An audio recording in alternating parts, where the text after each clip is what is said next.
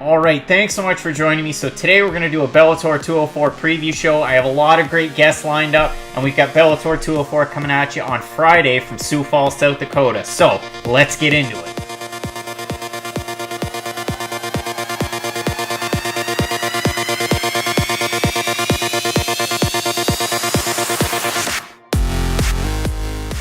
Alright, so thanks so much for joining me. If you're new to Fight Night Picks, my name's Craig Allen. I'm the host of the Fight Night Picks podcast. As well, I've got a dialogue show called Fight Night Picks for the Fans every Saturday. It's coming at you this week, 4:30 p.m. Eastern. And I'm going to be joined by my co-host, Nicole Bosco. She's a co-host of Cage Side Submissions, also writes with MyMMANews and with FanSided MMA. So we're opening that up to the fans. If you've got any MMA questions, anything you want to ask us, go ahead. It's a great platform. So today, like I said, we're going to do a Bellator 204 preview show. We're joined by four really great guests. First guest, two-division boxing champ in WBC and NABF, and she's 3-1 in Bellator, Heather Hardy. So she's going to talk about her rise in boxing, as well how she kind of got involved with Bellator MMA and kind of the transition from boxing into MMA. We're also joined by two-division champ Terry Brazier, who's just joined Bellator from BAMMA here in the last month or so with their kind of European invasion, where they signed 24 European fighters. So Terry's going to talk to us about what it was like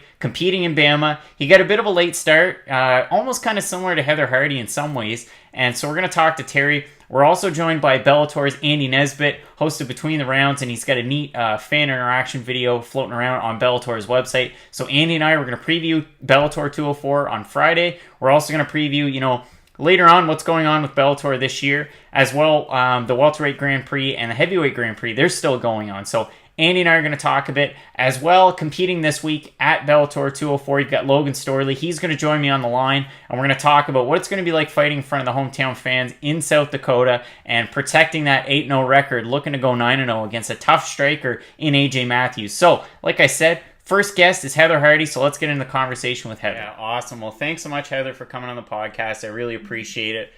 Your first pro boxing fight was in 2012. So what's it like, winning two major titles in the span of 6 years like that?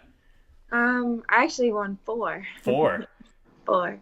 But it's some days I look back and I can't believe where my life was. I made my pro debut in August of 2012 and I was homeless at the time. And now I've come so far, different life, So it's humbling to look back at it, but also really inspiring to see what can I do in the next 6 years. Yeah, exactly. And like you said, you were late getting into boxing. What was it like stepping into Gleason's gym on the first day? I was really intimidating because I was coming from a little tiny karate school, and I just knew I needed to start over. I needed something new, and I was super intimidated. But I had my first fight 3 weeks after walking through that door, and I actually lost it, but I lost my first 2 amateur fights. But the process had started. Yeah, exactly. And so you started in boxing. You said you were at a small karate gym, then right into Gleason's. What was it like making the transition from boxing over into MMA, and how'd you end up with Bellator? Funny, right? Bellator, I had a few sponsorships from boxing, right? I had gotten about as popular as a female boxer could get at the time.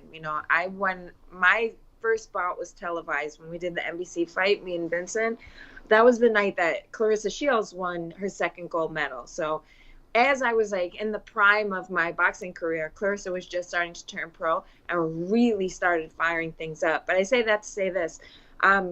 During that time, things were good for me, but awful for women's boxing. And I just wasn't seeing any promise of it getting better, Yeah. These Olympians are so young, and I'm 36.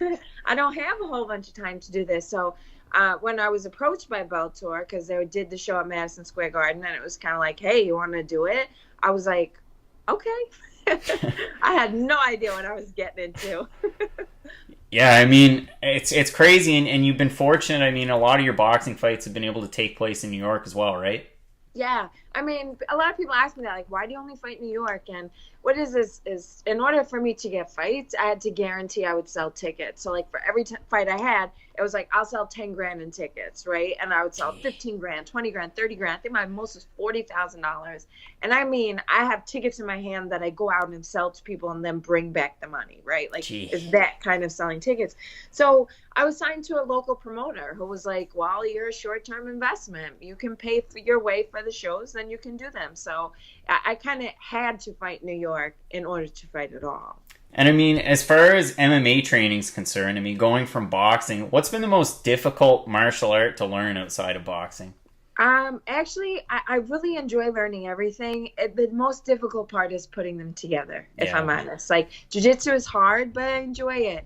Muay Thai, kickboxing, hard, but I enjoy it. It's when I have to put all of them together because I'm like an old dog, so to speak, you know, like so ingrained with my boxing habits, trying to break those and incorporate everything into a fight game is like super challenging. Yeah, it would have to be really difficult. And I mean, so far in 2018, you've had a fight in Bellator that you won. You won the NABF featherweight title in boxing. When will we see you in a ring or a cage next? Can you give us any indication? Well, I will say it's going to happen October, November. We're like kind of flip-flopping between what's going to happen. Is it going to be boxing or MMA? I'm going to be ready for whatever it is. But I can't say because I don't have a contract yet. So any day it could change, you know? Awesome. Well, that sounds good. Thanks so much, Heather, for coming on the podcast. I really appreciate it. Hopefully we can have you back on again before your next fight. And where can the fans find you online? And if you have any sponsors, let us know. Sure. You can find me at on Twitter at Heather Hardy Box, or you can find me on Instagram at Heather the Heat, Facebook, I'm Heather Hardy. And I'm currently only sponsored by Adidas boxing gloves right now. So. Awesome having Heather on the podcast. You know, it's crazy. She's won 4 major boxing championships since she became a pro in 2012, and she's still currently 2 division champ in boxing. So hopefully we can see her back in the ring or in a cage. You know, 3-1 in Bellator. She's also 21-0 with 1 no contest in boxing. So something special there. So my next guest is also a 2-division champ with BAMMA, and he just recently signed with Bellator as, you know, their kind of European invasion with all the fighters that they just signed. So Terry Brazier is going to join us. He's going to talk about when we could possibly see him back in the cage and what it was like going from BAMMA into Bellator. So here's Terry. You're the first champ to ever come on the podcast. So, I mean, what was it like jumping down to lightweight and beating Rice McKee in June? Yeah, it was good, man. Nothing we didn't expect. It's something that I wanted to do for a while. My coach, Dean Amazinger, obviously, you know, he cuts weight for some of the best fighters in the world, including myself. And he's been holding me back at welterweight for a while. You know, I should be able to finish people at welterweight pretty easy, you know, if I'm expecting to go the distance. Now just seems to be the right time. There's no one left in the welterweight division. So I dropped down to lightweight and, yeah, beat Reese. It's a tough kid. Yeah, and I mean, you got the win, so lightweight champ, welterweight champ. And I wanted to ask you before we really get into it, how'd you get into MMA? Because, I mean, it seems like it was a bit of a late start for you. Yeah. So I was in the army. I was a paratrooper.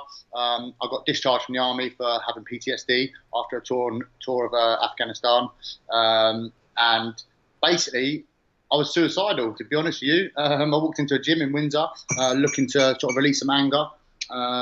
Had an inter-club fight after being there 4 days, and had a battle with a kid that had been doing it 7 years. So on the way out of the cage, Dean Amazinger was like, "Stick around, man. You know, I can't teach that. I can teach you the skills." So ever since then, I've trained every day, and just built myself up from there. Really, 5 years ago. Yeah, I mean, when you fought in June, that was your first fight at lightweight, wasn't it? Yes, yeah. First one. So I mean, was it hard to make weight going down from welterweight?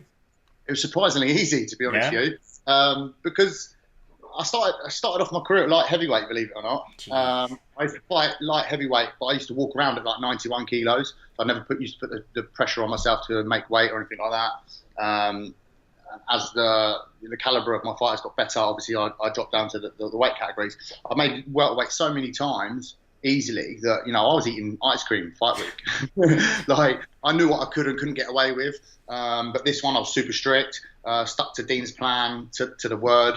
And I had my other MMA coach, Eric Luresk, head coach of Phuket top team. He comes over and lives with me before my fights. So having him in the house, making sure that I'm not cheating, definitely helped. And easy. We cut like 1.5 pound of water.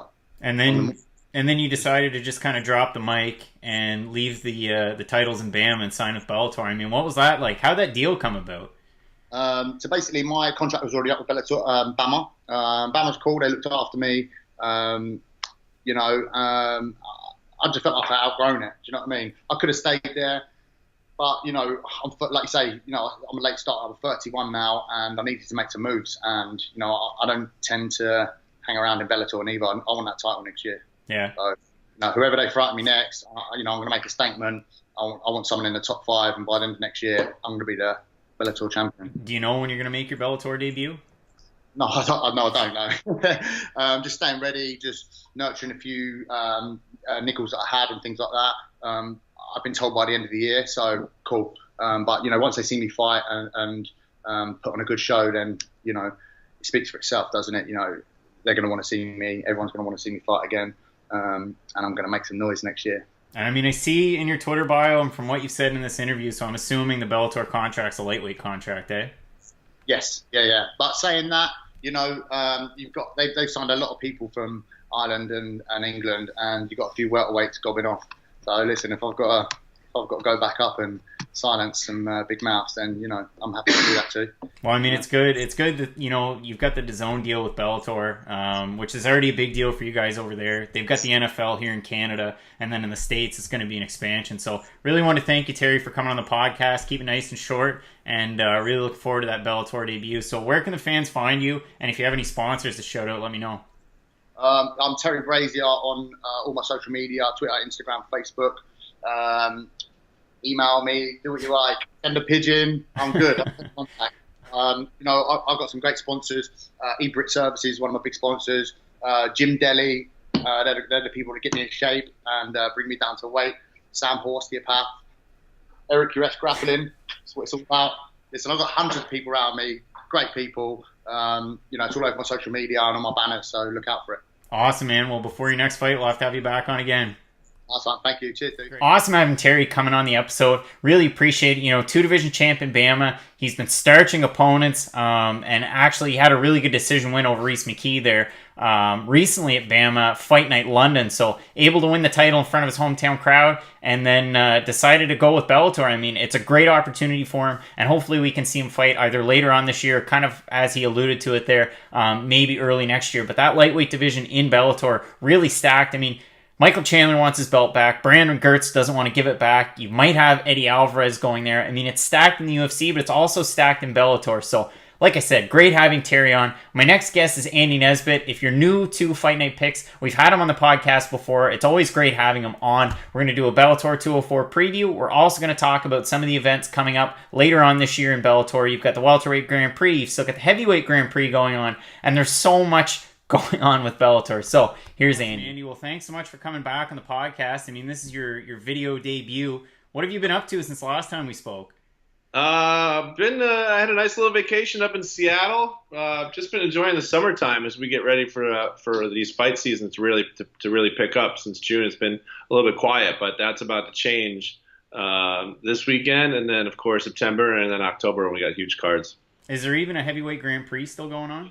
I know, right? It feels like forever, but it's going on, and it's going to happen on back-to-back nights. The semifinals in October, back-to-back nights, which is awesome. And the first one, Bader Mitrione in Connecticut, and then the next one, Fedor and Sonnen in Long Island. So I'm looking forward to going to both of those. Just cruise from Connecticut down to Long Island and see 2 nights in a row fights. It's going to be great. That should be awesome. And I see today they announced Roy Nelson's taking on Sergey Karatanov the first night, so that should be good too. Yeah, it's gonna be a lot of fun. These Bellator fights coming up are gonna be pretty great. So I mean, the last time we spoke, there was an announcement that there was gonna be a welterweight Grand Prix. We didn't know any of the participants. What fights in that Grand Prix are you looking forward to the most? Oh, come on, MVP Paul Daly first off. Yeah, that's the best one. I mean, that's gonna be unbelievable. Those guys, they don't care for each other all that much. MVP is who he is in the ring, and I can't wait to see him put on his show. Of course, Paul Daly, he's got a little bit of a personality too, so that should be fun. But Ed Ruth is one of my favorite guys that I've met in this fight game. I talked to him for the first time back in June before his fights, and he couldn't have been more down to earth, more focused on what he wants to do, and he was dying to get into this thing, and I was psyched to see his name get in there. And Ed Ruth is a name I'll be watching in this and then also moving forward. Yeah, I mean, I was surprised. He was on the MMA Hour earlier on this week, and they had nothing but great things to say about him outside of the cage or outside of the wrestling mat. I mean, he seems to be a really great guy. I thought it was a tough matchup against Naaman Gracie, putting him up against a guy like that, but a lot of people are picking Ruth to win that fight, so it should be interesting.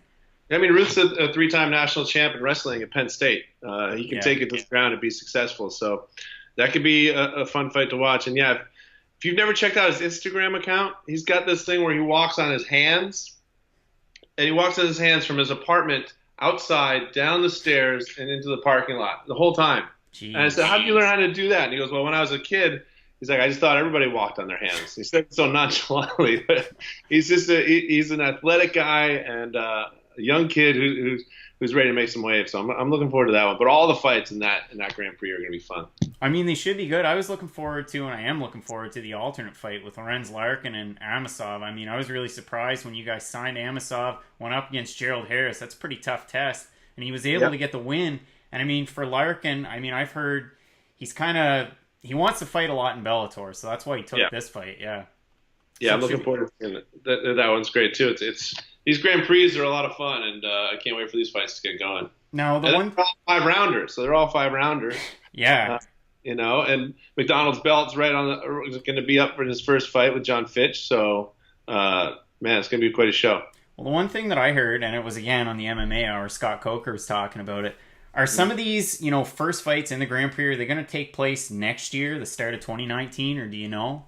I know there's only one date, the first one, right? Yeah. And so, with nothing being announced for those 2 October cards yet, it might bleed into next year. But I'm not sure. I don't know for sure. So, I mean, we've got all that different stuff to look forward to. You got the September 29th card in San Jose. That should be a big deal. You're going to be there, I assume, eh? Yeah, I'll be there. I'm looking forward to it. Great fights. And also, they just added Aaron Pico to that card. I can't wait for that one. He's a real deal, that kid, and he's going to have a tough test. But I've never met a more down-to-earth kid than him and his father. I met them at his last fights, and he really gets this whole business. Yeah, I mean, that Higo fight, that's a tough matchup for him to take on. Yeah, and he's been looking for something like this, right, to kind of test the waters a little bit and show himself a little bit more to Bellator, and he wants to take those steps to get title fights, and this is the way you got to do it. Yeah, 100%. And you talk about title fights. I mean, this weekend we've got Bellator 204. Darren Caldwell stepping up a weight class, not fighting for the belt. And then James Gallaher making his return, dropping down a weight class, and another tough test there. Yeah, Gallaher I'm really looking forward to seeing. Of course, he's one of Conor McGregor's guys from Ireland. He hasn't fought since, June 2017? Yeah. He had a knee injury, and then he had a hand injury that kept him out of 2 fights. One in Dublin he was supposed to fight in, which he was going to headline, which must have broke his heart. Yeah. If you follow him at all on Instagram and Twitter, he's a very confident kid. And I mean, hey, I had a back and forth with him on Twitter and wrote an article about him because he said no matter what happens, I mean, I guess if he wins this weekend or on Friday, title shot at either 135 or 145. Now, whether or not that's true, and it's just James Gallaher saying that, I don't know, but it seems likely. Yeah, I mean, he's got, if he wins this weekend, the star power is behind him, and he knows how to play this game pretty well outside and inside the cage. So we'll see. But I'm really looking forward to seeing what he has in him. It's been a long time since we've seen him fight. And I just hope he stays healthy the next few days and everything works out. We get to see this fight Friday night because it will be a good one. It should be good. Another one that's on my radar, and the guest I'm going to have on just after you, we've got Logan Storley. I'm really looking forward to that fight, too, against A.J. Mathews. I mean, he's been fighting for a long time, fought in Strikeforce, and he's taking on a tough kid who's looking to put on a show in front of his home crowd. Yeah, Logan's a great fighter. He's 8-0 with 6 knockouts, so he brings it, and this is a big opportunity for him to make a big step for himself. Yeah, I mean, there's so much Bellator, news, fights, everything going on. I mean, you guys seem to be super busy, and I really appreciate you coming back on the podcast, Andy. So where can the fans find you online? Find me on Twitter, Nesbitt, ANEZBITT, on Instagram, Andy Nesbitt, and go check out on Bellator's Twitter and Instagram my fun thing I did with fans talking about Fedor. I think you guys will like it. Awesome, Andy. Thanks so much for coming back on. Anytime, Greg. Thank you for Great to have Andy back on the podcast. I mean, if you're just new to the podcast and you've never listened, whether it was on iTunes or Stitcher, now that we're on YouTube, Andy used to be the host of The Buzzer with Fox, and I've had him on as a guest on the podcast a number of times, so it's great to have him back on. Really looking forward to some great things from Bellator, and especially this Friday night where you've got Bellator 204. So, fighting on that card, we've got Logan Storley. He's taking on AJ Mathews. So here's my conversation with... So, I mean, you're taking on a guy, AJ Mathews. He's been involved with Bellator since 2011. I mean, fighting a guy with that much experience, you know, what do you have to do to set the tone from the start of the fight? The biggest thing is just going out there and, making him understand that I can strike with you. You know, if I need to strike with you, I can strike with you. And he knows that I can take him down. He knows that it's going to be hard to get away, and that it'll be a long night for him if he's stuck down there. And so, the biggest thing is just making him understand is that if I have to stand and trade with you, I can. Yeah, for sure. And I mean, as far as your training camp goes, are you still down in Florida? Yep. Yeah, I'm still down in Florida. I'm with the best team in the world and have some of the best coaches and training partners in the world. So I'm confident with where everything is at, how the training's been, and I know what I have to do to get the W. Who are some of the training partners that you bring in to try and replicate his style? We have a lot of kickboxers. We have a lot of kickboxers from all over the world, and then we have a lot of guys in the gym who can replicate, a certain style, and we all help each other out. When someone has an upcoming fight that's against a wrestler or whatever, I help those guys, and we got lots of strikers, and Henry Hoop and Kami Barzini and Greg Jones put together a plan, and we listen to those guys. They know what they're doing, and we just follow their lead, and good things have happened. Awesome. And I mean, lastly, what can the fans expect when you go home to South Dakota next week for Bellator 204? I hope they get to see a great show and get to see me walk out of there victorious, and get another win and just put South Dakota more on the map of that it's an up-and-coming state for MMA fighters. The wrestling roots are deep in South Dakota. We have a lot of wrestlers. We have a lot of tough guys. Just a tough blue-collar state. And so there's lots of prospects there who are up-and-coming, and MMA is continuing to grow. And with the resurgence of they're putting wrestling more on the map again. And so, South Dakota's got some good things going in the wrestling and MMA world. Awesome. Well, thanks so much for taking my call, Logan, and good luck next week. Thank you. Thanks.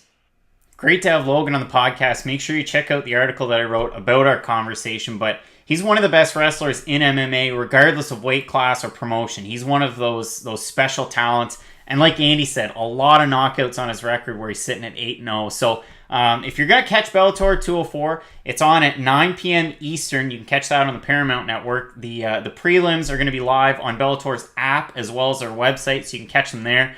Just going down through the main card, I mean, you've got a super prospect in Taiwan Claxton sitting at 2-0, and he's taking on 4-1 Chris Lencioni. And I mean, Claxton, if you haven't ever seen him before, Google Taiwan Claxton's flying knee knockout. It's insane. Both of those 2 pro wins are by knockout. So that's a featherweight matchup that you should really be looking at. Like Andy and I said, James Gallaher taking on Ricky Bandeja. So that's a tough fight for Gallaher. Sitting at 7-0, plenty of submissions on his record. He's going to look to take the fight to the ground, but he's a super prospect, and I would even say he's already a star with some of the guests I've had on the podcast and I've dealt with over the past month or so. James Gallaher is, one of those top talents, and like I said with Andy, we had a bit of a back and forth, James and I, on Twitter, and it came out that with a win over Bandejas this week, he could be getting a title shot at either 135 or 145. So that's a fight that you should be, gluing your eyeballs to the TV and watching that one. You've also got a welterweight contest with my guest Logan Storley, looking to remain unbeaten in front of his South Dakota fans, taking on a proven veteran in AJ Mathews, sitting at 9-7. And like Logan said, he's willing to stand and strike with Mathews, who's known to be a striker. So that's going to be a great co-main event. And then in your main event, I questioned it initially in my article about Bellator 204, but Darrion Caldwell, he says he's finished with the 135 division. If he wants to make a name for himself, he's got to move up to featherweight, and he was a super college wrestler. So 11-1 bantamweight champ Darrion Caldwell taking on a proven vet, Noad Lahat, who used to fight in the UFC, sitting at 12-3. So it's a great main event. It's a great card all the way down through, and I really think that the fans in South Dakota are going to be impressed. So that just about does us for our Bellator 204 preview show. I hope you really appreciate the guests that I had on. Make sure to leave comments and subscribe right there if you don't mind. And we'll be back again next week. I've got a couple of really great guests lined up, and I think you're really going to enjoy them. So I'll be live tweeting during the event. Hopefully you're watching it, and we'll see you again next week.